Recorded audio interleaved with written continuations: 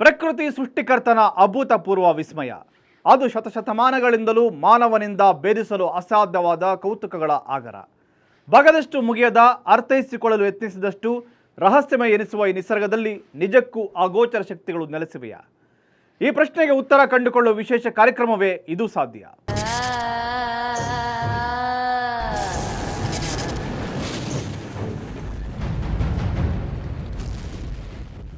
ಎಷ್ಟೋ ಸಲ ಕೆಲವೊಂದು ಸ್ಥಳಗಳು ಸಾಮಾನ್ಯವಾಗಿ ಇದ್ದುಕೊಂಡು ಅಸಾಮಾನ್ಯ ಅಚ್ಚರಿಗಳನ್ನು ಉಂಟು ಮಾಡುತ್ತಿರುತ್ತವೆ. ಅಂತಹದೊಂದು ಸ್ಥಳ ಬೆಂಗಳೂರಿನಲ್ಲಿದೆ. ಈ ಸ್ಥಳದಲ್ಲಿ ನಡೆಯದ ಅಚ್ಚರಿಗಳಿಲ್ಲ. ಈ ಸ್ಥಳಕ್ಕೆ ಒಂದು ಸಾರಿ ಭೇಟಿ ಕೊಟ್ಟರೆ ಸಾಕು, ಅಂಥವರು ತಮ್ಮ ಕಷ್ಟಗಳಿಂದ ಮುಕ್ತಿ ಹೊಂದುತ್ತಾರೆ ಎಂಬ ಮಾತಿದೆ. ಎಲ್ಲರೂ ಆ ಸ್ಥಳವನ್ನು ಕಾಮಧೇನು, ಕಲ್ಪವೃಕ್ಷ ಅಂತ ಕರೀತಾರೆ. ಹಾಗಾದರೆ ಆ ಸ್ಥಳದಲ್ಲಿ ಏನಿದೆ? ಬನ್ನಿ ನೋಡೋಣ. ಸೌರ ವ್ಯೂಹದಲ್ಲಿಯೇ ಅತ್ಯಂತ ವಿಶೇಷವಾದ ಗ್ರಹ ಈ ಭೂಮಿ. ಇಂತಹ ವಿಶೇಷವಾದ ಭೂಮಿಯ ಮೇಲೆ ಸುಂದರವಾಗಿ, ನಯನ ಮನೋಹರವಾಗಿ ಹರಡಿಕೊಂಡಿದೆ ಈ ಪ್ರಕೃತಿ. ಇಂತಹ ಪ್ರಕೃತಿಯಲ್ಲಿ ನಡೆಯೋ ಅಚ್ಚರಿಗಳಿಗೆ ಲೆಕ್ಕವಿಲ್ಲ. ಯಾಕಂದ್ರೆ ಈ ಪ್ರಕೃತಿಯು ಆ ಕಾಣದ ಶಕ್ತಿಯಿಂದ ರಚನೆಯಾದ ಒಂದು ಅದ್ಭುತವೇ. ಇಂತಹ ಅದ್ಭುತಕಾರಕ ಪ್ರಕೃತಿಯಲ್ಲಿ ದಿನನಿತ್ಯವೂ ಅಚ್ಚರಿಗಳು ನಡೆಯುತ್ತಲೇ ಇರುತ್ತವೆ. ಅವು ಸಕಲ ಮಾನವ ಕುಲವನ್ನ ಚಕಿತಗೊಳಿಸುತ್ತಲೇ ಇರುತ್ತವೆ. ಆದರೆ ಇಂದಿಗೂ ಕೂಡ ಅಂತಹ ಅಚ್ಚರಿಗಳ ಮೂಲ ಈ ಮಾನವ ಕೋಟಿಗೆ ಗೊತ್ತಾಗಿಲ್ಲ. ಇಂತಹ ಅರ್ಥವಾಗದ ಪ್ರಕೃತಿಯಲ್ಲಿನ ಅಚ್ಚರಿಕಾರಕ ಸ್ಥಳವೊಂದು ಜನ ನಂಬಲು ಸಾಧ್ಯವಾದಂತಹ ವಿಸ್ಮಯಗಳನ್ನು ಉಂಟು ಮಾಡ್ತಾ ಇದೆ, ಬೆಚ್ಚಿ ಬೀಳಿಸ್ತಾ ಇದೆ.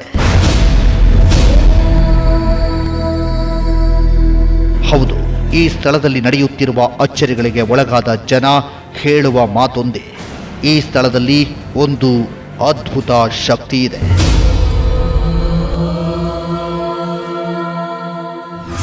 ಶಕ್ತಿ ಇದೆ, 100%, 100% ಶಕ್ತಿ ಇದ್ದೇ ಇದೆ. ಇಂದು ಈ ಸ್ಥಳಕ್ಕೆ ಬರುವ ಜನ ಒಂದಿಲ್ಲ ಒಂದು ಕಷ್ಟಗಳನ್ನು ಹೊತ್ತು ಬರುತ್ತಾರೆ. ಸಂಸಾರದ ಯಾವುದೇ ಕಷ್ಟಗಳಿದ್ದರೂ ಇಲ್ಲಿಯ ಶಕ್ತಿ ಅದಕ್ಕೆ ಮುಕ್ತಿ ನೀಡುತ್ತೆ ಎಂಬುದು ಇಲ್ಲಿ ಬರುವ ಪ್ರತಿಯೊಬ್ಬನ ನಂಬಿಕೆ. ಅದರಂತೆ ನಡೀತಾ ಇದೆ ಕೂಡ.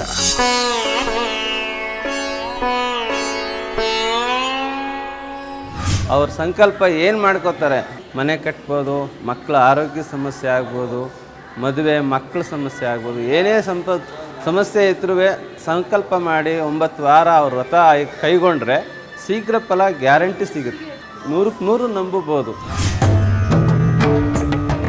ಈ ಶಕ್ತಿ ತನ್ನಲ್ಲಿರುವ ಚಮತ್ಕಾರವನ್ನು ಒಬ್ಬೊಬ್ಬರಿಗೆ ಒಂದೊಂದು ರೀತಿಯಲ್ಲಿ ತೋರಿಸಿದೆ. ಅದರಂತೆ ಬೆಂಗಳೂರಿನ ಕೆಲ ರೈಲ್ವೆ ಅಧಿಕಾರಿಗಳು ಕೂಡ ಈ ಶಕ್ತಿಯ ಚಮತ್ಕಾರವನ್ನು ಕಂಡುಕೊಂಡಿದ್ದಾರೆ.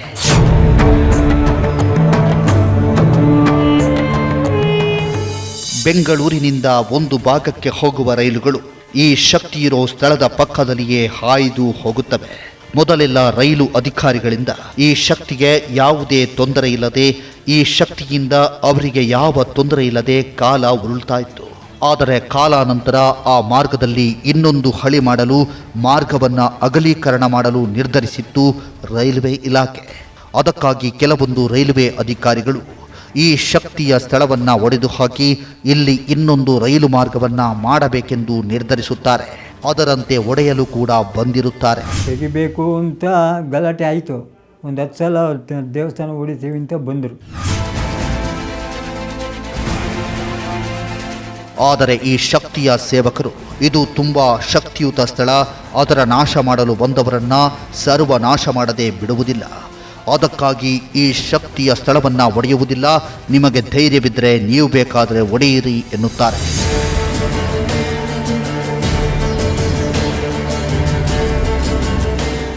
ನೀವು ಹೊಡ್ಕೊಂಡು ಹೋಗ್ತೀವಿ ಅಂದರೆ ಹೊಡ್ಕೊಂಡು ಹೋಗಿ, ನಾನು ಹೊಡೆಯಲ್ಲ. ನನಗೆ ದೇವರಾಜ್ಞೆ ಆಗಿರೋದು ಇದನ್ನ ಬೆಳಗಿಸು ಅಂತ ಅಷ್ಟೇ.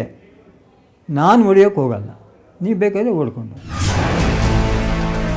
ಆಗ ಆ ಅಧಿಕಾರಿಗಳು ಆ ಶಕ್ತಿಯ ಅಚ್ಚರಿಗಳನ್ನು ಈ ಪ್ರದೇಶದ ಜನರ ಬಾಯಿಯಿಂದ ಕೇಳಿದಾಗ ಹೆದರಿ ಅದರ ತಂಟೆಗೆ ಬರದೆ ಅವರ ರೈಲು ಮಾರ್ಗದ ಯೋಜನೆಯ ಪ್ಲಾನ್ ಅನ್ನ ಬದಲಿಸಿಕೊಂಡು ವಾಪಸ್ಸು ಹೋಗುತ್ತಾರೆ.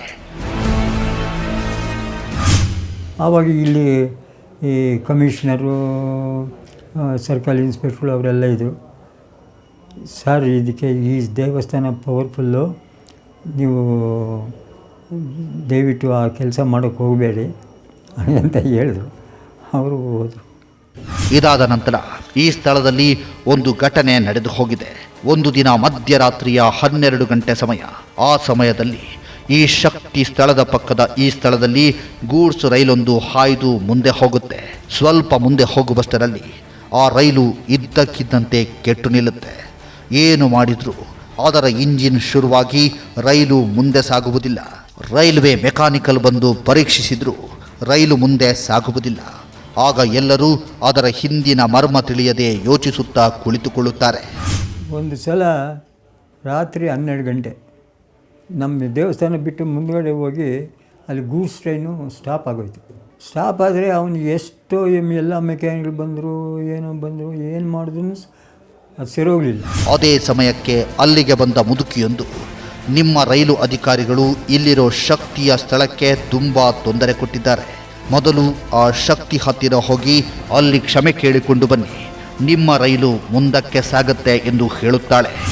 ಅಲ್ಲಿಗೆ ಆ ಟೈಮ್ನಲ್ಲಿ ಒಂದು ಮುದುಕಿ ಬಂದು ಹೇಳಿದ್ದಾರೆ, ನೋಡಿ ನಿಮ್ಮ ರೈಲ್ವೆ ಅವರು ತೊಂದರೆ ಕೊಟ್ಟಿದ್ದಾರೆ, ಆಯಪ್ಪಂದೇನಾದರೂ ಇರುತ್ತೆ, ನೀವು ಹೋಗಿ ಮಂಗಳಾರತಿ ಮಾಡಿಸ್ಕೊಂಡು ಬಂದು ಒಪ್ಕೊಂಡು ಮಂಗಳಾರತಿ ಮಾಡಿಸ್ಕೊಂಡು ಬಂದು ಸ್ಟಾರ್ಟ್ ಮಾಡಿ ಅವು ಸ್ಟಾರ್ಟ್ ಆಗುತ್ತೆ ಅಂತ ಹೇಳಿ. ಕೂಡಲೇ ಎಚ್ಚೆತ್ತ ರೈಲು ಅಧಿಕಾರಿಗಳು ಮತ್ತು ಚಾಲಕರು ಈ ಶಕ್ತಿ ಸ್ಥಳಕ್ಕೆ ಬಂದು ಇಲ್ಲಿಯ ಶಕ್ತಿಯಲ್ಲಿ ಕ್ಷಮೆಯಾಚಿಸಿಕೊಂಡು ಹೋಗುತ್ತಾರೆ. ಕೂಡಲೇ ಅವರ ಕೆಟ್ಟು ನಿಂತಿದ್ದ ರೈಲು ಸ್ಟಾರ್ಟ್ ಆಗಿ ಮುಂದೆ ಸಾಗುತ್ತೆ. ಅವರು ಅದೇ ರೀತಿ ಬಂದು ಇಲ್ಲಿ ಮಾಡಿಕೊಂಡು ಕರ್ಪೂರ ಹಚ್ಚಿ ಮಾಡಿಕೊಂಡು ಹೋದ್ಮೇಲೆ ಅಲ್ಲಿ ಸ್ಟಾರ್ಟ್ ಮಾಡ್ತಾನೆ ಸ್ಟಾರ್ಟ್ ಆಯಿತು. ಇಂತಹ ಅಚ್ಚರಿಗಳನ್ನು ಕಂಡವರು ಒಬ್ಬಿಬ್ಬರಲ್ಲ. ಇವರು ಈಶ್ವರ, ಒಂದು ಖಾಸಗಿ ಸಂಸ್ಥೆಯ ಉದ್ಯೋಗಿಗಳು. ಇವರ ಜೀವನದಲ್ಲಿ ಈ ಶಕ್ತಿಯಿಂದ ಮರೆಯಲಾರದ ಒಂದು ಅಚ್ಚರಿಯನ್ನ ಕಂಡುಕೊಂಡಿದ್ದಾರೆ.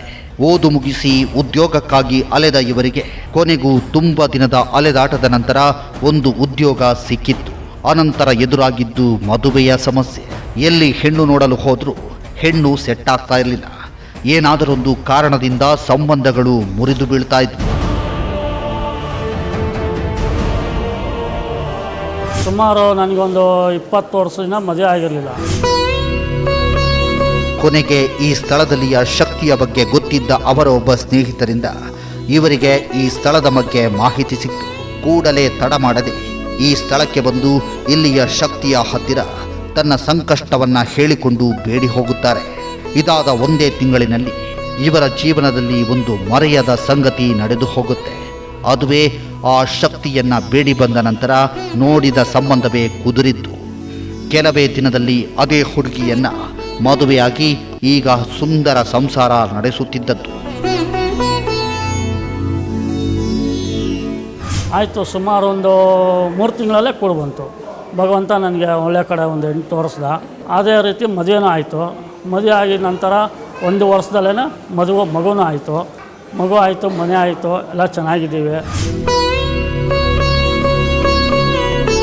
ಇಂತಹ ಅದ್ಭುತ ಚಮತ್ಕಾರಿಕ ಸ್ಥಳದಲ್ಲಿ ನಡೆಯುವ ಪವಾಡಗಳಿಗೆ ಲೆಕ್ಕವಿಲ್ಲ.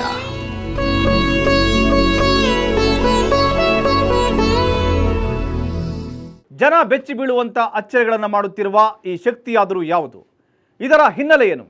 ಜೊತೆಗೆ ಈ ಸ್ಥಳದಲ್ಲಿ ಒಂದು ವಿಶೇಷ ಪದ್ಧತಿ ಇದೆ. ಆ ಪದ್ಧತಿ ಏನು ನೋಡೋಣ ಒಂದು ಸಣ್ಣ ಬ್ರೇಕ್ನ ನಂತರ.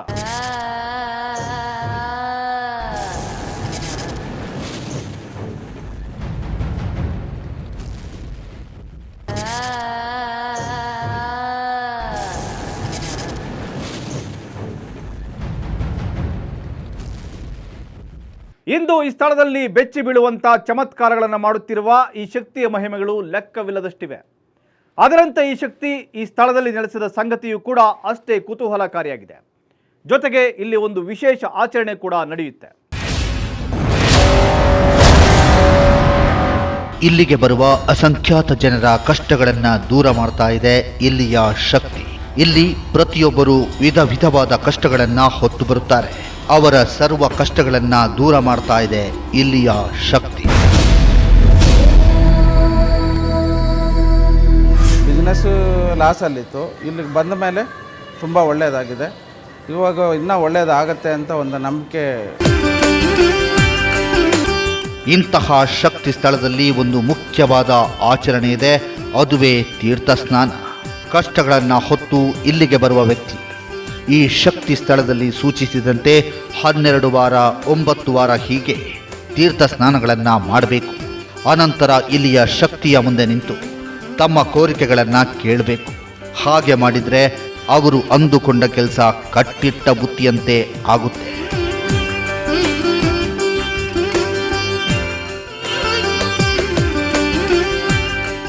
ಅವರ ಇವಾಗ ಬೇರೆ ಮಾಂಗಲ್ಯ ಧಾರಣೆಗೆ, ಸಂತಾನ ಪ್ರಾಪ್ತಿಗೆ ಆದರೆ 9 ವಾರ 12 ವಾರ ಮಾಡಲೇಬೇಕು. ಒಂದು ಅರ್ಚನೆ ಸೇವೆ ನಡೆಸ್ಕೊಂಡು ಹೋಗ್ತಾ ಇದ್ದರೆ ಅವು ಕೆಲಸಗಳು ಖಂಡಿತ ಆಗುತ್ತೆ. ಇವರು ಚಂದ್ರಕಾಂತ, ವ್ಯಾಪಾರಸ್ಥರು. ಇವರು ಕೂಡ ಈ ಶಕ್ತಿಯಿಂದ ಇವರ ಜೀವನದಲ್ಲಿ ಅಚ್ಚರಿಯನ್ನ ಕಂಡವರು. ವ್ಯಾಪಾರಸ್ಥರಾದ ಇವರು ಇದಕ್ಕೂ ಮೊದಲು ಯಾವ ವ್ಯಾಪಾರಕ್ಕೆ ಕೈ ಹಾಕಿದ್ರೂ ಅಲ್ಲಿ ಕೈ ಸುಟ್ಟುಕೊಂಡು ಹೊರಬರ್ತಾ ಇದ್ರು. ಏನು ಮಾಡಿದ್ರು ಏಳಿಗೆ ಇಲ್ಲವಾಗಿರುತ್ತೆ. ವಿಪರೀತ ಸಾಲಗಾರರಾಗಿರ್ತಾರೆ. ಮನಸ್ಸಿನ ನೆಮ್ಮದಿ ಮಾಯವಾಗಿ ಮುಂದಿನ ಜೀವನ ಹೇಗಪ್ಪ ಎಂಬ ಚಿಂತೆ ಕಾಡ್ತಾ ಇರುತ್ತೆ. ಮುಂಚೆ ಆರ್ಥಿಕವಾಗಿ ತುಂಬ ಸಮಸ್ಯೆಗಳಿದ್ದು, ತುಂಬ ಸಾಲ ಇತ್ತು, ಸ್ವಲ್ಪ ತುಂಬಾ ಕಷ್ಟ ಇತ್ತು, ಆರ್ಥಿಕವಾಗಿ ತುಂಬಾ ಕಷ್ಟ ಇತ್ತು. ಅದೇ ಸಮಯಕ್ಕೆ ಇವರ ಸಮಸ್ಯೆಯನ್ನ ಅರಿತ ಗೆಳೆಯರೊಬ್ಬರು ಇವರಿಗೆ ಈ ಸ್ಥಳದ ಮಾಹಿತಿಯನ್ನ ನೀಡುತ್ತಾರೆ. ಕೂಡಲೇ ಈ ಸ್ಥಳಕ್ಕೆ ಬಂದ ಇವರು ಇಲ್ಲಿ ತೀರ್ಥ ಸ್ನಾನ ಮಾಡಿ ಈ ಸ್ಥಳದಲ್ಲಿಯ ಶಕ್ತಿಗೆ ತಲೆಬಾಗಿ ತನ್ನ ಕಷ್ಟಗಳನ್ನ ದೂರ ಮಾಡು ಎಂದು ಕೇಳಿಕೊಂಡು ಹೋಗುತ್ತಾರೆ. ಇದಾದ ಕೆಲವೇ ದಿನದಲ್ಲಿ ಇವರ ಜೀವನದಲ್ಲಿ ಒಂದು ಅಚ್ಚರಿಕಾರಕ ಬದಲಾವಣೆ ಆಗತೊಡಗಿತು. ಅದು ಇವರು ಕೈ ಹಾಕಿದ ವ್ಯಾಪಾರದಲ್ಲಿ ಇದ್ದಕ್ಕಿದ್ದಂತೆ ಲಾಭ ಬರತೊಡಗಿದ್ದು. ದಿನದಿಂದ ದಿನಕ್ಕೆ ಆ ವ್ಯಾಪಾರ ಅಭಿವೃದ್ಧಿಯಾಗಿ ಕೆಲವೇ ದಿನದಲ್ಲಿ ಇವರು ಸಾಲದಿಂದ ಮುಕ್ತವಾಗಿ ಸಂಸಾರದ ಎಲ್ಲ ಕಷ್ಟಗಳಿಂದ ದೂರವಾಗುತ್ತಾರೆ. ಇಲ್ಲಿ ಬಂದ ಮೇಲೆ ತುಂಬ ಅನುಕೂಲವಾಗಿದೆ. ಈಗ ಸ್ವಲ್ಪ ಚೆನ್ನಾಗಿದ್ದೀನಿ. ಪ್ರತಿ ಮಂಗಳವಾರ ಮಿಸ್ ಮಾಡದೆ ಬರ್ತಾಯಿದ್ದೀನಿ. 12 ವರ್ಷದಿಂದ ದೇವಸ್ಥಾನಕ್ಕೆ ಸುತ್ತಾನೇ ಇದ್ದೀನಿ. ಆಗಲಿಂದ ನನಗೆ ತುಂಬ ಚೆನ್ನಾಗಿದೆ. ಮದುವೆ ಆಯಿತು, ಮಗು ಆಯಿತು, ಈಗ ತುಂಬ ಚೆನ್ನಾಗಿದೆ ಲೈಫಲ್ಲಿ. ಇಂತಹ ಉದಾಹರಣೆಗಳು ಇಲ್ಲಿ ಸಾಕಷ್ಟು. ಇವರು ಅನಿಲ್ ಕುಮಾರ್, ಖಾಸಗಿ ಸಂಸ್ಥೆಯ ಉದ್ಯೋಗಿಗಳು. ಇವರು ಕೂಡ ಈ ಶಕ್ತಿಯಿಂದ ತಮ್ಮ ಜೀವನದಲ್ಲಿ ಮರೆಯದ ಒಂದು ಅಚ್ಚರಿಯನ್ನ ಕಂಡುಕೊಂಡಿದ್ದಾರೆ. ಮದುವೆಯಾಗಿ ಸುಮಾರು 8 ವರ್ಷ ಕಳೆದಿದ್ರು. ಇವರಿಗೆ ಸಂತಾನ ಫಲವಿರುವುದಿಲ್ಲ. ಇದರಿಂದ ಮುಂದೆ ತಮಗೆ ಮಕ್ಕಳ ಭಾಗ್ಯವಿದೆಯೋ ಇಲ್ಲವೋ ಎಂಬ ಚಿಂತೆ ಕಾಡ್ತಾ ಇರುತ್ತೆ. ಮದುವೆಯಾಗಿ 2009 ಮದುವೆ ಆಗಿದೆ. ಮದುವೆಯಾಗಿ ಇವತ್ತಿಗೆ 8 ವರ್ಷ ಆಯಿತು. ಮಕ್ಕಳಾಗಿರಲಿಲ್ಲ. ಇವರ ಕಷ್ಟ ಅರಿತ ಗೆಳೆಯರೊಬ್ಬರು ಇವರಿಗೆ ಮಾಹಿತಿ ನೀಡುತ್ತಾರೆ. ಅವರ ಮಾತಿನಂತೆ ಇಲ್ಲಿಗೆ ಬಂದ ಇವರು ಇಲ್ಲಿ ತೀರ್ಥ ಸ್ನಾನ ಮಾಡಿ ನಂತರ ಈ ಶಕ್ತಿಯನ್ನ ಬೇಡಿ ಹೋಗುತ್ತಾರೆ. ಇದೇ ರೀತಿ 12 ಮಂಗಳವಾರ ಮಾಡಲು ಸಂಕಲ್ಪ ಮಾಡಿಕೊಳ್ಳುತ್ತಾರೆ. ಅದರಂತೆ ಪ್ರತಿ ವಾರವೂ ಬರಲು ಶುರು ಮಾಡ್ತಾರೆ. ಅಚ್ಚರಿ ಅಂದರೆ ಮದುವೆಯಾಗಿ 8 ವರ್ಷ ಕಳೆದರೂ ಮಕ್ಕಳಾಗದ ಇವರಿಗೆ ಇವರು ಇಲ್ಲಿಗೆ ಬರಲು ಶುರು ಮಾಡಿ ಸರಿಯಾಗಿ 9ನೇ ವಾರಕ್ಕೆ ಇವರ ಹೆಂಡತಿ ಗರ್ಭ ಧರಿಸಿದ್ರು. ಇಲ್ಲಿ ಬನ್ನಿ, ಇಲ್ಲಿ ನೀವು ತೀರ್ಥಸ್ನಾನ ಮಾಡಿದ್ಮೇಲೆ ನಿಮಗೆ ಪ್ರತಿಫಲ ಆಗುತ್ತೆ, ನೀವು ಅಂದ್ಕೊಳ್ಳೋದಾಗುತ್ತೆ, ಶ್ರದ್ಧೆ ಭಕ್ತಿಯಿಂದ ಮಾಡಿ ಅಂತ ಹೇಳಿದ್ರು. ಸೊ ನಾನು 12 ವಾರ ಇವತ್ತು ಕಂಪ್ಲೀಟ್ ಆಯಿತು. ನನಗೆ 9 ವಾರಕ್ಕೆ ಗುಡ್ ನ್ಯೂಸ್ ಆಯಿತು. ಇಂತಹ ಅಚ್ಚರಿಕಾರಕ ಚಮತ್ಕಾರಗಳನ್ನ ಮಾಡ್ತಾ ಇರೋ ಶಕ್ತಿಯಾದರೂ ಯಾವುದು, ಅದರ ಹಿನ್ನೆಲೆ ಏನು ಎಂಬ ಪ್ರಶ್ನೆ ಮೂಡೋದು ಸಹಜ. ಅದಕ್ಕೆ ಉತ್ತರ ಹುಡುಕಿದಾಗ ಸಿಗುವ ಉತ್ತರ ತುಂಬಾ ಕುತೂಹಲಕಾರಿಯಾಗಿರುತ್ತೆ.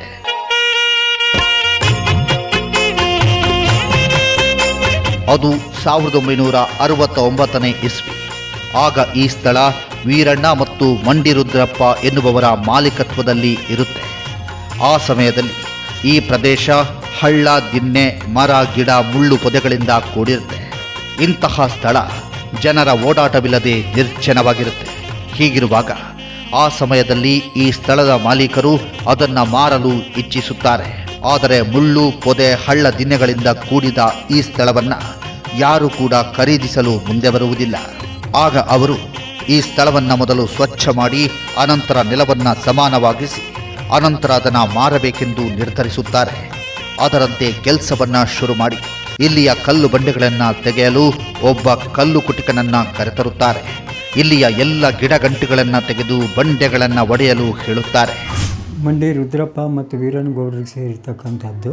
ಅವರೇನು ಮಾಡಿಬಿಟ್ಟು ಇದೆಲ್ಲ ಮುಳ್ಳು ಗಿಡ ಅದು ಬಂಡೆ ಗಿಂಡೆ ಎಲ್ಲ ಇತ್ತು, ಅದೆಲ್ಲ ಸಮ ಮಾಡಿಬಿಟ್ಟು ಮಾರೋಣ ಅಂತ ಉದ್ದೇಶದಿಂದ ಅದಕ್ಕೆ ಒಂದು ಕಲ್ಕೊಟ್ಟಿನನ್ನು ಕರ್ಕೊಂಡು ಬಂದು ಮಾಡಿದ್ರು. ಅದರಂತೆ ಆತ ಈ ಜಮೀನಿನಲ್ಲಿಯ ಕೆಲವು ಬಂಡೆಗಳನ್ನು ಒಡೆಯುತ್ತಾ ಹಾಗೆ ಒಂದು ಚಿಕ್ಕ ಬಂಡೆಯ ಹತ್ತಿರ ಬರುತ್ತಾನೆ. ಆಗ ಇದ್ದಕ್ಕಿದ್ದಂತೆ ಎಲ್ಲರೂ ಬೆಚ್ಚಿ ಬೀಳುವ ಒಂದು ಸಂಗತಿ ಎದುರಾಗುತ್ತೆ. ಅದು ಆ ಚಿಕ್ಕ ಬಂಡೆಯನ್ನ ಒಡೆಯಲು ಆತ ತನ್ನ ಉಳಿ ಎತ್ತಿ ಅದಕ್ಕೆ ತಾಕಿಸಿ ಒಂದು ಏಟು ಹಾಕುವಷ್ಟರಲ್ಲಿ ಆತ ಪ್ರಜ್ಞೆ ತಪ್ಪಿ ಬಿದ್ದದ್ದು. ಆ ಬಂಡೆ ಎಲ್ಲ ಒಡೆದಿದ್ದಾನೆ. ಹಿಂದ್ಗಡೆ ಮುಳ್ಳು ಗಿಡಗಳು ಅವೆಲ್ಲ ಇತ್ತು, ಅದೆಲ್ಲ ಹೊಡೆದಾಕಿ ಎಲ್ಲ ಮಾಡಿ ಅದ್ರ ಕೆಳಗಡೆ ಆ ದೊಡ್ಡ ಬಂಡೆಗೆ ಆನ್ಕೊಂಡು ಇನ್ನೊಂದು ಸಣ್ಣ ಬಂಡೆ ಇತ್ತು. ಅದಕ್ಕೆ ಕಲ್ಕುಟ್ಗ ಒಂದು ಚಾಣದಲ್ಲಿ ಒಂದು ಏಟ ತಕ್ಷಣ ಅವನು ಮೂರ್ಛೆ ಹೋದ.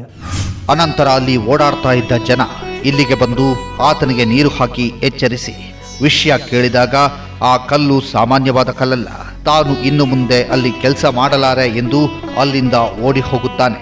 ಈ ವಿಷಯ ತಿಳಿದ ಮಾಲೀಕರು ಅದನ್ನ ನಂಬುವುದಿಲ್ಲ. ಆದರೆ ಮಾರನೆಯ ದಿನ ಈ ಸ್ಥಳದ ಒಂದು ಬಂಡೆಯ ಮೇಲೆ ಕುಳಿತಿದ್ದ 18 ವರ್ಷದ ವೀರಭದ್ರಪ್ಪನೆಂಬ ಹುಡುಗನ ಮುಖಕ್ಕೆ ನಾಗಸರ್ಪ ಬಂದು ಹೊಡೆದಂತಾಗಿ ಗರ್ರನೆ ಕೆಳಗೆ ಬಿದ್ದು ಸರ್ಪದಂತೆ ಹೊರಳಾಡುತ್ತಾ ಆ ಇಡೀ ಸ್ಥಳವನ್ನೆಲ್ಲ ಸುತ್ತಿ ಕೊನೆಗೆ ಈ ಬಂಡೆಯ ಹತ್ತಿರ ಬಂದು ನಿಂತು, ನಾನು 145 ವರ್ಷಗಳಿಂದ ಇಲ್ಲಿದ್ದೇನೆ, ಇನ್ನು ಮುಂದೆ 9 ಹಿಡಗಳ ರೂಪದಲ್ಲಿ ಇಲ್ಲಿ ನಾನು ವಾಸವಿರಬೇಕು. ನನ್ನ ನಿಜ ರೂಪವನ್ನು ನೋಡಲು ಯಾರಿಗೂ ಸಾಧ್ಯವಿಲ್ಲ. ಆದ್ದರಿಂದ ಈ ಶಿಲೆಯಲ್ಲಿ 9 ಹೆಡೆಯ ರೂಪದಲ್ಲಿ ಮೂಡಿಬಂದು ಮಾನವ ಕುಲಕ್ಕೆ ಒಳ್ಳೆಯದನ್ನ ಮಾಡುವೆ. ಹಾಗೂ ಪ್ರಸ್ತುತ ಈ ಜಮೀನಿನ ಒಬ್ಬ ಮಾಲೀಕರಾದ ಮಂಡಿ ರುದ್ರಪ್ಪನವರ ಪತ್ನಿಯಿಂದ ಇಲ್ಲಿ ಪೂಜೆಯಾಗಬೇಕು. ಮಾರನೆಯ ವರ್ಷದಿಂದ ನನ್ನನ್ನು ಪೂಜಿಸಲು ಒಬ್ಬ ನರನು ಇಲ್ಲಿ ಬರುತ್ತಾನೆ, ಅವನಿಂದಲೇ ಇಲ್ಲಿ ಎಲ್ಲ ಸೇವಾ ಕಾರ್ಯಗಳು ನಡೆಯುತ್ತವೆ ಎಂದು ಹೇಳಿ ಮಾಯವಾಗಿ ಬಿಡುತ್ತಾನೆ. ಕೂಡಲೇ ಆ ಕೆಲಸವನ್ನು ಅಲ್ಲಿಯೇ ನಿಲ್ಲಿಸುತ್ತಾರೆ. ರುದ್ರಪ್ಪನವ್ರ ಮನೆಗೆ ಹೋಗಿ ಹೇಳಿದ್ದಾರೆ, ಈ ಥರ ಎಲ್ಲ ಆಗಿದೆ ಹೇಗೆ ಅಂತಂದ್ಬಿಟ್ಟು. ಅವ್ರಿಗೆ ನಂಬಿಕೆ ಬಂದಿಲ್ಲ. ಅವರು ಏನೋ ಹೋಗಪ್ಪ ಹಾಗೆ ಅಂತಂದರು. ಇಲ್ಲ ನೀವು ಬನ್ನಿ ನೋಡಿ ಹಾಗೆ ಅಂತಂದ್ಬಿಟ್ಟು ಹೇಳಿದ್ದಾರೆ. ಆಮೇಲೆ ಅವನು ಹೇಳಿದ ಮೇಲೆ ಅವ್ರಿಗೆ ಸ್ವಲ್ಪ ನಂಬಿಕೆ ಬಂದಿದೆ. ಆಮೇಲೆ ಆವತ್ತು ದಿನ ಅವನೊಂದು ಕಲ್ಲನ್ನು ದೊಡ್ಡ ಬಂಡೆ ಮೇಲೆ ನಿಂತ್ಕೊಂಡು ನೋಡ್ತಾರೆ. ಅವನ ಮೇಲೆ ನಾಗಪ್ಪ ಆವೇಶ ಆಗಿ ಗರ್ರನ್ನೆಲ್ಲ ತಿರುಗಿ ಕೆಳಗಡೆ ಬಿದ್ದು ಹರ್ಕೊಂಡು ಬಂದು ಹಾವು ಹರ್ಕೊಂಡು ಬಂದಂಗೆ ಹರ್ಕೊಂಡು ಬಂದು ಅಲ್ಲಿ ಆ ಬಂಡೆ ಹತ್ರ ಬಂದು ಹೇಳಿಕೆ ಕೊಟ್ಟಿದ್ದಾನೆ. ಇದು ನನ್ನ ಸನ್ನಿಧಿ, ನಾನು ಈ ಕಲ್ಲಿನಲ್ಲಿ 9 ಅಡಿ ರೂಪದಲ್ಲಿ ಮೂಡಿ ಬರ್ತೀನಿ, ಎಲ್ಲರಿಗೂ ಒಳ್ಳೇದು ಮಾಡ್ತೀನಿ. ಅಂದಿನಿಂದ ಈ ಸ್ಥಳದಲ್ಲಿ ಆ ಶಕ್ತಿ ಬಂಡೆಯ ಪೂಜೆ ಶುರುವಾಗುತ್ತೆ. ಆವತ್ತಿನಿಂದ ಇಲ್ಲಿ ನೆಲೆ ನಿಂತು ಭಕ್ತರ ಕಷ್ಟಗಳನ್ನು ದೂರ ಮಾಡ್ತಾ ಇರುವ ಪವಾಡ ದೇವನೇ ಶ್ರೀ ಸ್ವಯಂಭೂ ನಾಗರಾಜ ಬಾಲಸುಬ್ರಹ್ಮಣ್ಯ ಸ್ವಾಮಿ. ಓಂ ಶ್ರೀ ಸ್ವಯಂಭೂ ನಾಗರಾಜಾಯ ನಮಃ. ಓಂ ಶ್ರೀ ಸ್ವಯಂಭೂ ನಾಗರಾಜಾಯ ನಮಃ.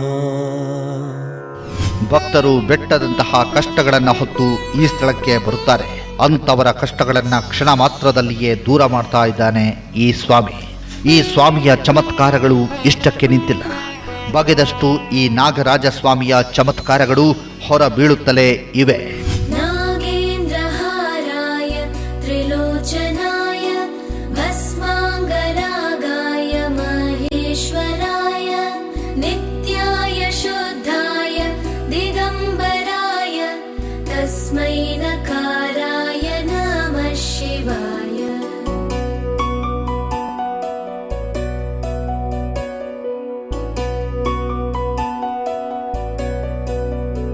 ಇಂಥ ಚಮತ್ಕಾರಿ ಸ್ವಾಮಿಯ ಸ್ಥಳದಲ್ಲಿ ಇನ್ನೂ ಹಲವಾರು ಚಮತ್ಕಾರಗಳು ನಡೆದು ಹೋಗಿವೆ, ಈಗಲೂ ನಡೆಯುತ್ತಿವೆ.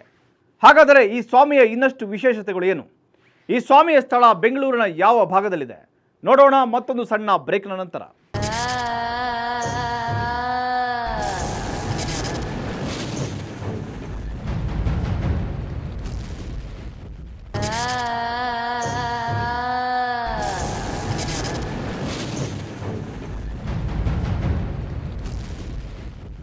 ಈ ಸ್ವಾಮಿಯ ಸ್ಥಳ ಬೇಡಿ ಬಂದವರ ಪಾಲಿನ ವರದಾನವಾಗಿದೆ. ಪ್ರತಿದಿನವೂ ಇಲ್ಲಿ ಅಸಂಖ್ಯಾತ ಭಕ್ತರು ಈ ಸ್ಥಳಕ್ಕೆ ಬಂದು ತಮ್ಮ ಬೆಟ್ಟದಂಥ ಕಷ್ಟಗಳಿಂದ ಮುಕ್ತರಾಗುತ್ತಾರೆ. ಇಲ್ಲಿಗೆ ಬರುವ ಪ್ರತಿಯೊಬ್ಬರು ಒಂದಿಲ್ಲ ಒಂದು ಕಷ್ಟಗಳನ್ನು ಹೊತ್ತು ತಮ್ಮ ಕಷ್ಟಗಳಿಂದ ಮುಕ್ತರಾಗುವುದಕ್ಕಾಗಿಯೇ ಈ ಸ್ಥಳಕ್ಕೆ ಬರುತ್ತಾರೆ. ಅಂಥವರ ಸರ್ವ ಕಷ್ಟಗಳು ಇಲ್ಲಿ ದೂರಾಗ್ತಾ ಇವೆ. 10 ವರ್ಷ 11 ವರ್ಷ ಆಯಿತು. 2003ನೇ ಇಸ್ವಿಗೆ ನಾನು ಈ ದೇವಸ್ಥಾನಕ್ಕೆ ಕಾಲಿಟ್ಟಿತ್ತು. ಆಗ ನನಗೆ ಮನೆ ಮಠ ಏನೂ ಇರಲಿಲ್ಲ. ಈ ದೇವ್ರು ನಂಬಿ ನಾನು ಇಲ್ಲಿ ಕಾಲಿಟ್ಟಿದ್ದರಿಂದ 50 ಗಂಟೆ ನಾನು ನೆಮ್ಮದಿಯಾಗಿದ್ದೀನಿ. ನನ್ನ ಮನೆ ತೊಗೊಂಡೆ, ಜಾಗ ತೊಗೊಂಡೆ, 3 ಫ್ಲೋರ್ ಬಿಲ್ಡಿಂಗ್ ಕಟ್ಟಿದೆ. ಆ ದೇವ್ರ ಸಹಕಾರ ನನಗೆ ತುಂಬ ಇದೆ, ಅಷ್ಟು ನಂಬಿಕೆ ಇದೆ. ಇವರು ವೆಂಕಟೇಶ್, ಸಣ್ಣ ವ್ಯಾಪಾರಿ. ಇವರು ಜೀವನದಲ್ಲಿ ಮರೆಯಲಾರದಂತಹ ಒಂದು ಅಚ್ಚರಿಯನ್ನ ಈ ಸ್ವಾಮಿಯಿಂದ ಕಂಡುಕೊಂಡಿದ್ದಾರೆ. ಚಿಕ್ಕ ವಯಸ್ಸಿನಲ್ಲಿ 4-5 ಜನ ಅಣ್ಣ ತಮ್ಮಂದಿರು, 1-2 ತಂಗಿಯರ ದೊಡ್ಡ ಕುಟುಂಬ ಇವರದ್ದು. ತಂದೆ ಮಹಾನ್ ಕುಡುಕನಾಗಿದ್ದ. ಕುಡಿಯುವುದನ್ನು ಬಿಟ್ಟರೆ ಬೇರೆ ಜಗತ್ತೇ ಅವನಿಗೆ ಗೊತ್ತಿರಲಿಲ್ಲ. ನಮ್ಮ ತಂದೆ ಅಂತೂ ಸಿಕ್ಕಾಪಟ್ಟೆ ಕುಡಿತಾ ಇದ್ರು. ಎಷ್ಟಂದರೆ ಅವ್ರು ಕುಡಿತಾ ಇದ್ರು ಅಂದರೆ ಬೆಳಿಗ್ಗೆಯಿಂದ ಸಾಯಂಕಾಲ ಬರೀ ಕುಡಿತಾನೆ ಇದ್ರು ಅವರು. ಮನೆಯಲ್ಲಿ ಹೇಳ ತೀರದ ಬಡತನ. ಮನೆಯ ಪರಿಸ್ಥಿತಿ ಹದಗೆಟ್ಟಿದ್ದರಿಂದ ಇವರು ಮತ್ತು ಇವರ ತಾಯಿ ದಿಕ್ಕು ತೋಚದೆ ತಮ್ಮ ಮುಂದಿನ ಜೀವನ ಹೇಗಪ್ಪ ಎಂದು ಯೋಚಿಸ್ತಾ ಇದ್ರು. ನಮ್ಮ ಮನೇಲಿ ತುಂಬ ತೊಂದರೆ ಇತ್ತು ಅವಾಗ. ಎಲ್ಲ ಮನೆಯಲ್ಲೆಲ್ಲ ನಮ್ಮ ತಮ್ಮದಿರೆಲ್ಲ ಚಿಕ್ಕ ಚಿಕ್ಕ ಹುಡುಗರು. ಅದೇ ಸಮಯಕ್ಕೆ ಇವರ ಕಷ್ಟ ಅರಿತ ಸ್ನೇಹಿತರೊಬ್ಬರು ಇವರಿಗೆ ಈ ಸ್ವಾಮಿಯ ಶಕ್ತಿಯ ಬಗ್ಗೆ ಹೇಳ್ತಾರೆ. ಅವರ ಮಾತಿನಂತೆ ಇಲ್ಲಿಗೆ ಬಂದ ಇವರು ಇಲ್ಲಿ ತೀರ್ಥ ಸ್ನಾನ ಮಾಡಿ ಈ ಸ್ವಾಮಿಯ ದರ್ಶನ ಪಡೆದು ಹೋಗುತ್ತಾರೆ. ಇದಾದ ಮೇಲೆ ಚಮತ್ಕಾರವೆಂಬಂತೆ ಇವರ ತಂದೆ ಮಾರನೆಯ ದಿನವೇ ಕುಡಿಯುವುದನ್ನು ನಿಲ್ಲಿಸಿ ಕೆಲಸದ ಕಡೆಗೆ ಗಮನ ಕೊಟ್ಟಿದ್ದ. ಅಂದಿನಿಂದ ಇವರ ಬಡತನ ದೂರವಾಗಿ ಎಲ್ಲ ಮಕ್ಕಳು ದೊಡ್ಡವರಾಗಿ ಈಗ ಚೆನ್ನಾಗಿದ್ದಾರೆ. ಅವಾಗ ಸ್ವಾಮಿಗೆ ಬಂದ್ಬಿಟ್ಟು ನಾವು ಬೇಡ್ಕೊಂಡ್ರಿ, ಹಿಂಗಾಗಿದೆ, ಹೆಂಗಾದ್ರು ನೀನೇ ಇದ್ದೆ ದಾರಿ ನೋಡಿಸ್ಬೇಕಪ್ಪ ಅಂತ. ಆವಾಗ ಅವರು ನಮ್ಮ ತಂದೆಗೆ ಅದೇನು ಬುದ್ಧಿ ಕೊಟ್ಟರೋ ಗೊತ್ತಿಲ್ಲ, ಮಾರನೇ ದಿನವೇ ನಮ್ಮ ತಂದೆ ಕುಡಿಯೋದು ಹಂಗೆ ನಿಲ್ಲಿಸ್ಬಿಟ್ರು ಇದ್ದಕ್ಕಿದ್ದಂಗೆ. ಆವಾಗಲಿಂದ ನಮಗೆ ಒಂದೊಂದೇ ಒಳ್ಳೇದಾಗ್ತಾ ಬಂತು. ಇವತ್ತು ಹೆಂಗೋ ನಾವು ತುಂಬ ಚೆನ್ನಾಗಿದ್ದೀವಿ. ಉದ್ಯೋಗ ವ್ಯಾಪಾರದಲ್ಲಿ ಅದೆಂತಹದ್ದೇ ತೊಂದರೆಗಳಿದ್ರು ಇಲ್ಲಿಗೆ ಬಂದು ಈ ಸ್ವಾಮಿಯ ಸನ್ನಿಧಿಯಲ್ಲಿ ತೀರ್ಥ ಸ್ನಾನ ಮಾಡಿ ಸಂಕಲ್ಪ ಮಾಡಿಕೊಂಡು ಹೋದರೆ ಸಾಕು, ಅವರ ಸಮಸ್ಯೆಗಳು ದೂರಾದ ಹಲವು ಉದಾಹರಣೆಗಳು ಇಲ್ಲಿವೆ. ಕೆಲಸದ ಸುಮಾರು ನಾನೊಂದು 8 ವರ್ಷದಿಂದ ಕೆಲಸ ಹುಡುಕ್ತಾ ಇದ್ದೆ, ಗೌರ್ಮೆಂಟ್ ಕೆಲಸ. ಸೊ ಹಾಗಾಗಿ ಹಿಂಗೆ ನಮ್ಮ ಸ್ನೇಹಿತರು ಹೇಳಿದಾರೆ ಅಂತ ಬಂದು ಮಾಡಿದ 2 ವರ್ಷ ಆಯ್ತು ನನಗೆ ಕೆಲಸ ಸಿಕ್ಕಿ. ಇವಾಗ KADB, Karnataka industrial area development board, ಅಲ್ಲಿ ನಾನು ಲೀಗಲ್ ಡಿಪಾರ್ಟ್ಮೆಂಟಲ್ಲಿದ್ದೀನಿ. ಸೊ ನನಗೆ ಕೆಲಸ ಸಿಕ್ಕಿ 2 ವರ್ಷ ಆಯಿತು, ಗೌರ್ಮೆಂಟ್ ಕೆಲಸ.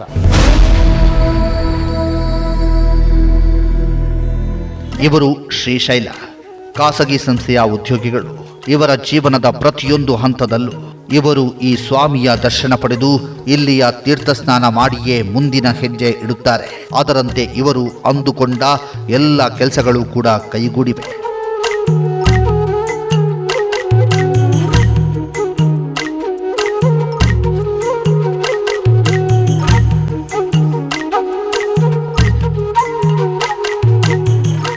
ತಾಯಿಗೆ ಆರೋಗ್ಯ ಸರಿ ಇರಲಿಲ್ಲ. ಆಮೇಲೆ ನಮ್ಮ ಫಾದರ್ಗೂ ಬಿಸ್ನೆಸ್ದೆಲ್ಲ ಪ್ರಾಬ್ಲಮ್ ಇತ್ತು. ಅದಾದಮೇಲೆ ನಮ್ಮ ಬ್ರದರ್ಗೆ ಹುಡುಗಿ ಹುಡುಕ್ತಾಯಿದ್ವಿ. 2 ವರ್ಷದಿಂದ 3 ವರ್ಷದಿಂದ ಹುಡುಗಿ ಹುಡುಕ್ತಾಯಿದ್ವಿ. ಸೆಟ್ ಆಗ್ತಾ ಇರಲಿಲ್ಲ. ಏನಾದರೂ ಒಂದು ಕಾರಣ ಕೊಟ್ಟು ಕಾರಣದಿಂದ ಇದನ್ನು ಆಗ್ತಾಯಿತ್ತು. ಇವಾಗ ನಾವು 3 ವರ್ಷದಿಂದ ಈ ದೇವ್ರನ್ನ ನೋಡ್ಕೊತಾ ಇದ್ವಿ. ನೋಡ್ಕೊಂಡ್ಮೇಲೆ ಎಲ್ಲ ಕಷ್ಟಗಳು ಪರಿಹಾರ ಆಗಿದ್ದಾವೆ.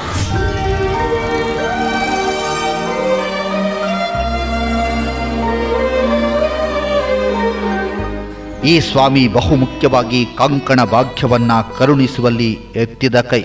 ಜಾತಕದಲ್ಲಿ ಅದೆಂತಹದ್ದೇ ಸಮಸ್ಯೆ ಇದ್ರೂ ಕೂಡ ಅದನ್ನು ಪರಿಹರಿಸಿ ಕಂಕಣ ಭಾಗ್ಯವನ್ನ ಕರುಣಿಸುತ್ತಾನೆ. ದೋಷ ಇತ್ತು. ಆ್ಯಕ್ಚುಲಿ ನಾನು ಮಂಗಳವಾರ ಹುಟ್ಟಿದ್ದು ಮಂಗ್ಲಿಕ್ ಅಂತಾರೆ. ಮಂಗ್ಲಿಕ್ ಅಂದರೆ ಮದುವೆ ಆಗೋದು ತುಂಬ ಸಮಸ್ಯೆ ಇರುತ್ತೆ. ಮದುವೆ ಆದಮೇಲೆ ತುಂಬ ಇನ್ನೂ ಕಷ್ಟ ಇರುತ್ತೆ. ಅಂದರೆ ಮಾಡಿಕೊಂಡ್ರೆ ಒಂದು ಮಂಗ್ಲಿಕ್ನೇ ಮದುವೆ ಮಾಡ್ಕೊಬೇಕು. ಅವ್ರನ್ನ ಬಿಟ್ಟು ಬೇರೆ ಯಾರನ್ನೂ ಮದುವೆ ಮಾಡ್ಕೊಳ್ಳೋ ಥರ ಇರೋದಿಲ್ಲ. ಬಟ್ ಇಲ್ಲಿ ಬಂದಮೇಲೆ ಆ ರೀತಿ ಸಮಸ್ಯೆಗಳು ಯಾವುದೂ ಇರೋದಿಲ್ಲ. ಪ್ರತಿ ಮಂಗಳವಾರ ಇಲ್ಲಿ ತೀರ್ಥ ಸ್ನಾನ ಮಾಡಿಸ್ತಾರೆ. ತೀರ್ಥ ಸ್ನಾನ ಮಾಡಾಯಿತು, 9 ವಾರ ಮಾಡಿದೆ. ಆನಂತರ ತುಂಬ ಚೆನ್ನಾಗಾಗಿದೆ ನನಗೆ.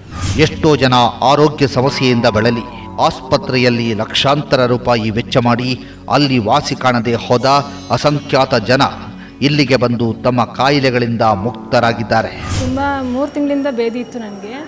ಇಲ್ಲಿ ಅರ್ಸ್ಕೊಂಡೆ. ತುಂಬ ಜನ ಹೇಳಿದ್ರು ಇಲ್ಲಿ ತುಂಬ ಭಕ್ತಿ ಇದೆ, ಶಕ್ತಿ ಇದೆ ಅಂತ ಹೇಳಿದ್ರು.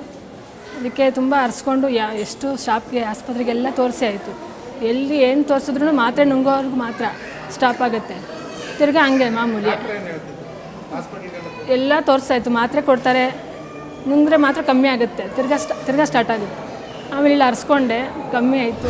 ಸಂಸಾರದಲ್ಲಿ ನೆಮ್ಮದಿ ಕಳೆದುಕೊಂಡವರು, ಜೀವನದಲ್ಲಿ ಜಿಗುಪ್ಸೆ ಹೊಂದಿದವರು ಅದೆಷ್ಟೋ ಜನ ಈ ಸ್ಥಳಕ್ಕೆ ಬಂದು ಈ ಸ್ವಾಮಿಯನ್ನು ಪೂಜಿಸಿ ಹೋದ ಮೇಲೆ ಹೊಸ ಮನುಷ್ಯರಾಗಿ ಈಗ ನೆಮ್ಮದಿಯಿಂದ ಸುಖವಾಗಿದ್ದಾರೆ. ಅಷ್ಟೊಂದು ಲೈಫ್ ಸೆಟ್ಲ್ ಅಂತ ಅನಿಸ್ತಾ ಇರಲಿಲ್ಲ, ಏನೋ ನೆಮ್ಮದಿ ಇರಲಿಲ್ಲ. ಈಗ 3 ವರ್ಷದಿಂದ ನನಗೆ ತುಂಬ ನೆಮ್ಮದಿಯಾಗಿದೆ. ಈ ಕೆಲಸದ ವಿಷಯದಲ್ಲಿ ಆಗಲಿ ತುಂಬ ಸಕ್ಸಸ್ಫುಲ್ ಕಾಣ್ತಾ ಇದ್ದೀನಿ ನಾನು. ಈ ಸ್ವಾಮಿಯ ಚಮತ್ಕಾರಗಳ ಬಗ್ಗೆ ನಮಗೆ ಮಾಹಿತಿ ಬಂದಾಗ ನಮಗೂ ಕೂಡ ಕುತೂಹಲ ಮೂಡಿತ್ತು. ಕೂಡಲೇ ನಾವು ಈ ಸ್ವಾಮಿಯ ದರ್ಶನಕ್ಕೆ ಹೋಗಿದ್ದೆವು. ಈ ಸ್ಥಳದ ಮಹಿಮೆ ಅರಿತು ಪುನೀತರಾಗಿದ್ದೆವು.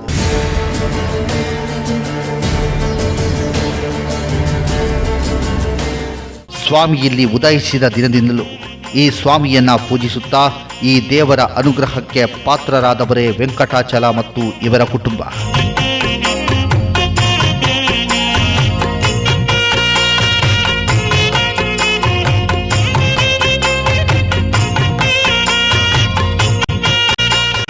ಇಲ್ಲಿಯ ಇನ್ನೊಂದು ಮುಖ್ಯ ಅಚ್ಚರಿ ಅಂದರೆ ಈ ಪ್ರದೇಶದ ಸುತ್ತಲೂ ಸುಮಾರು 1000 ಅಡಿ ಕೊರೆದರೂ ಸರಿಯಾಗಿ ನೀರು ಜಿನುಗಿಲ್ಲ. ಆದರೆ ಈ ಸ್ಥಳದಲ್ಲಿ ವರ್ಷದ 12 ತಿಂಗಳು ಇಲ್ಲಿಯ ತೀರ್ಥಬಾವಿಯಲ್ಲಿ ನೀರು ಉಕ್ಕುತ್ತಿರುತ್ತೆ. ಇದು ಈ ಸ್ವಾಮಿಯ ಪವಾಡವೇ ಎಂದರೆ ತಪ್ಪಾಗದು.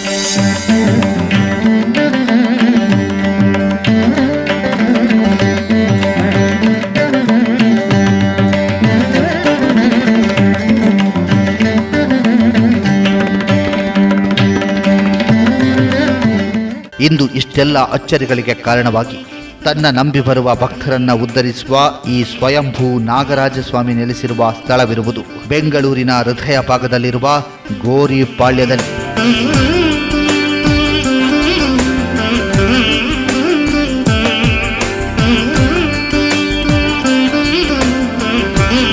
ವಾರದ ಪ್ರತಿ ಮಂಗಳವಾರ, ಶುಕ್ರವಾರ, ಭಾನುವಾರ ಈ ಸ್ವಾಮಿಯ ದರ್ಶನ ಮಾಡುವ ದಿನಗಳು. ವಾರದ ಈ 3 ದಿನಗಳಲ್ಲಿ ಸಹಸ್ರಾರು ಸಂಖ್ಯೆಯಲ್ಲಿ ಇಲ್ಲಿ ಭಕ್ತರು ಬಂದು ಸ್ವಾಮಿಯ ದರ್ಶನ ಪಡೆದು ಪುನೀತರಾಗುತ್ತಿದ್ದಾರೆ. ಓಂ ಶ್ರೀ ಸ್ವಯಂಭೂ ನಾಗರಾಜಾಯ ನಮಃ. ಅಂದು ಪಾಳು ಬಿದ್ದ ಗಿಡಗಂಟೆಗಳಿಂದ ಕೂಡಿದ ಗದ್ದೆಯಲ್ಲಿ ಒಂದು ಚಿಕ್ಕ ಬಂಡೆಯ ರೂಪದಲ್ಲಿ ಸಿಕ್ಕು ಅದು ಒಬ್ಬ ಕಲ್ಲು ಕುಟಿಕನಿಂದ ಪ್ರಪಂಚಕ್ಕೆ ಗೊತ್ತಾಗಿ ಈ ಸ್ಥಳದಲ್ಲಿ ಸ್ವಯಂ ಉದ್ಭವ ಮೂರ್ತಿಯಾಗಿ ಸ್ಥಾಪನೆಗೊಂಡು ಪವಾಡ ದೇವನಾಗಿದ್ದಾನೆ ಸ್ವಾಮಿ ಸ್ವಯಂಭೂ ನಾಗರಾಜ ಬಾಲಸುಬ್ರಹ್ಮಣ್ಯ ಸ್ವಾಮಿ. ಈ ದೇವ ಮಾಡುತ್ತಿರುವ ಕಾರ್ಯ ನಿಜಕ್ಕೂ ಅಜರಾಮರ. ಈ ಕಾರ್ಯ ಹೀಗೆ ಮುಂದುವರೆಯಲಿ. ಇನ್ನಷ್ಟು ಭಕ್ತ ಸಮೂಹ ಈ ಸ್ವಾಮಿಯ ಅನುಗ್ರಹಕ್ಕೆ ಪಾತ್ರರಾಗಲಿ ಎಂದು ಬೇಡಿಕೊಳ್ಳೋಣ.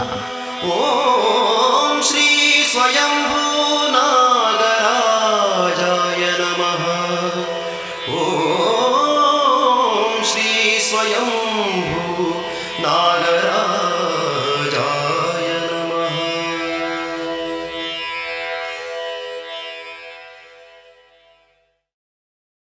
ಹಲವಾರು ಪವಾಡಗಳಿಗೆ ಕಾರಣವಾಗಿ ಈ ಸ್ಥಳದಲ್ಲಿ ಬಂದು ಅದ್ಭುತ ಶಕ್ತಿಯಾಗಿ ನಿಂತಿದ್ದಾನೆ ಸ್ವಯಂಭೂ ನಾಗರಾಜ ಸ್ವಾಮಿ. ಈಗಿನ ಕಾಲದಲ್ಲೂ ಇಂಥ ಪವಾಡಗಳು ಸಾಧ್ಯವಾ ಎಂಬ ಪ್ರಶ್ನೆ ಮೂಡಬಹುದು. ಆದರೆ ಈ ಸ್ವಾಮಿಯ ಪವಾಡಗಳನ್ನು ಕಂಡ ಹಲವಾರು ಜೀವಂತ ಸಾಕ್ಷಿಗಳಿವೆ. ವಿಜ್ಞಾನ ಏನೇ ಅಂದರೂ, ತಂತ್ರಜ್ಞಾನ ಎಷ್ಟೇ ಮುಂದುವರೆದಿದ್ದರೂ ನಂಬಿಕೆಯಲ್ಲಿ ಇದು ಸಾಧ್ಯ ಅಂತ ಹೇಳ್ತಾ ಈ ಕಾರ್ಯಕ್ರಮ ಮುಗಿಸ್ತಾ ಇದ್ದೀವಿ. ನಿಖರ ಸುದ್ದಿಗಾಗಿ ನೋಡ್ತಾ ಇರಿ ಪ್ರಜಾ ಟಿವಿ.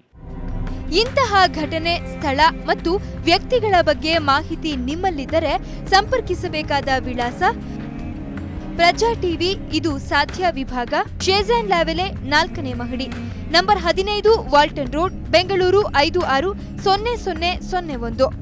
Phone number 7022010519.